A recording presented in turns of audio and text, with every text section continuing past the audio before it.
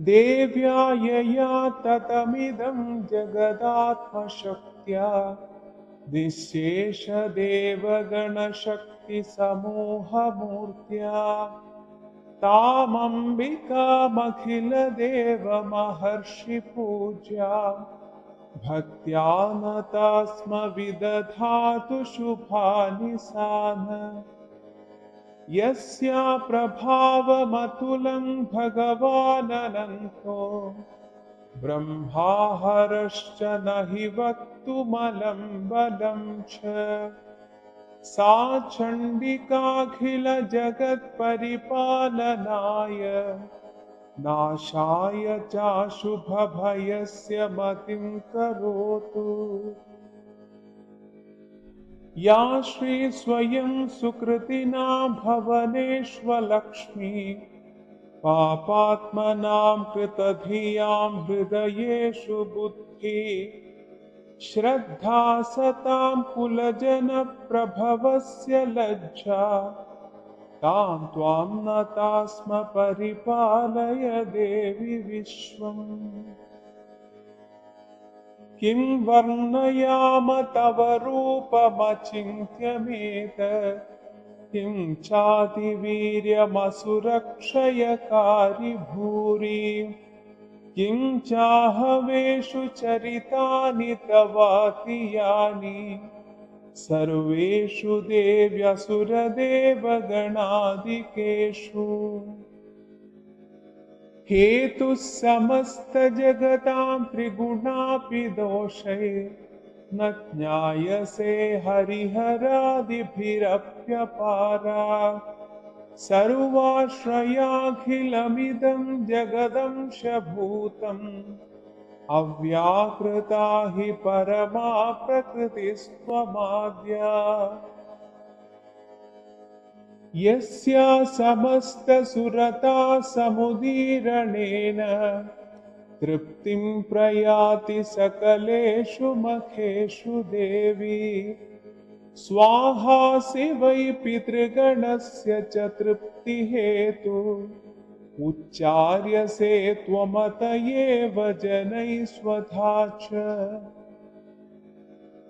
या मुक्तिहेतुरविचिन्त्य महाव्रता त्वम् अभ्यस्यसे सुनियतेन्द्रियतत्त्वसारैः मोक्षार्थिभिर्मुनिभिरस्तसमस्तदोषैः विद्यासि सा भगवती परमा हि देवी। शब्दात्मिका सुविमलर्घ्यजुषां निधानम् उद्गीतरम्यपदपाठवतां च साम्ना देवी त्रयी भगवती भवभावनाय वार्ता च सर्वजगतां परमार्तिहन्त्री। मेधासि देवि विदिताखिलशास्त्रसारा दुर्गासि दुर्गभवसागरनौरसङ्गा श्रीकैटभारिहृदयैककृताधिवासा गौरी त्वमेव शशिमौलिकृतप्रतिष्ठा। ईषत्सहासममलं परिपूर्णचन्द्रबिम्बानुकारि कनकोत्तमकान्तिकान्तम् अत्यद्भुतं प्रहृतमात्तरुषा तथापि वक्त्रं विलोक्य सहसा महिषासुरेण। दृष्ट्वा तु देवि कुपितं भ्रुगुडीकराळम् उद्यच्छशाङ्गसदृशच्छवियन्न सद्य प्राणान्मुमोच महिषस्तदतीव चित्रम् कैर्जीव्यते हि कुपितान्तकदर्शनेन। देवि प्रसीद परमा भवती भवाय सद्यो विनाशयसि कोपवती कुलानि विज्ञातमेतदधुनैव यतस्तमेतत् नीतं बलं सुविपुलं महिषासुरस्य ते सम्मता जनपदेषु धनानि तेषां यशांसि न च सीदति धर्मवर्ग धन्यास्त एव निभृतात्मजभृत्यदारा येषां सदाभ्युदयदा भवति प्रसन्ना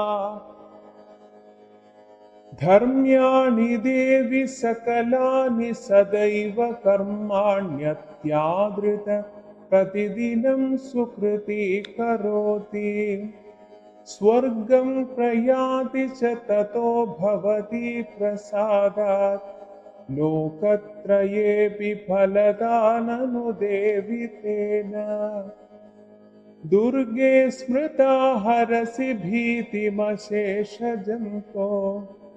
स्वस्थैः स्मृता मतिमतीव शुभां ददासि दारिद्र्यदुःखभयहारिणि का त्वदन्या सर्वोपकारकरणाय सदार्द्रचित्ता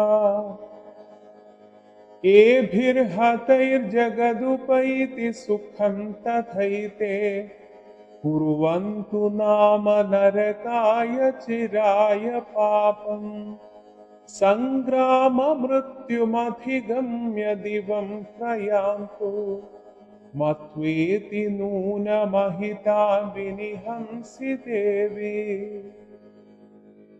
दृष्ट्वैव किं न भवति प्रकरोति भस्म सर्वासुरानरिषु यत्प्रहिणोषि शस्त्रम् लोकान् प्रयान्तु रिपवोऽपि हि शस्त्रपूता इत्थं मतिर्भवति तेष्वहितेषु साध्वी खड्गप्रभानिकरविस्फुरणैस्तथोग्रैः शूलाग्रकान्तिनिवहेन दृशोऽसुराणाम् यन्नागता विलयमंशुमदिन्दुखण्ड योग्याननं तव विलोकयतां तदेतत् दुर्वृत्तवृत्तशमनं तव देवि शीलम् रूपं तथैददविचिन्त्यमतुल्यमन्यैः वीरं च हन्त्रिहृतदेव पराक्रमाणां वैरिष्वपि प्रकटितैव दया त्वयेत्थम् केनोपमा भवतु तेस्य पराक्रमस्य रूपं च शत्रुभयकार्यतिहारि कुत्र चित्ते कृपा समरनिष्ठुरता च दृष्टा त्वय्येव देवि वरदे भुवनत्रयेऽपि त्रैलोक्यमेतदखिलं रिपुनाशनेन त्रातं त्वया समरमूर्धनि तेऽपि हत्वा नीतादिवं रिपुगणाभयमप्यपास्तम् अस्माकमुन्मदसुरारिभवं नमस्ते शूलेन पाहि नो देवि पाहि खड्गेन चाम्बिके खण्डास्वनेन नः पाहि चापज्यानिस्वनेन च प्राच्यां रक्ष प्रतीच्यां च चण्डिके रक्ष दक्षिणे ब्राह्मणेनात्मशूलस्य उत्तरस्यां तथेश्वरी सौम्यानि यानि रूपाणि त्रैलोक्ये विचरन्ति ते यानि चात्यर्थघोराणि तैरक्षास्मां तथा भुवम् खड्गशूलगदादीनि यानि चास्त्राणि तेऽम्बिके करपल्लवसङ्गीनि तैरस्मान् रक्ष सर्वतः।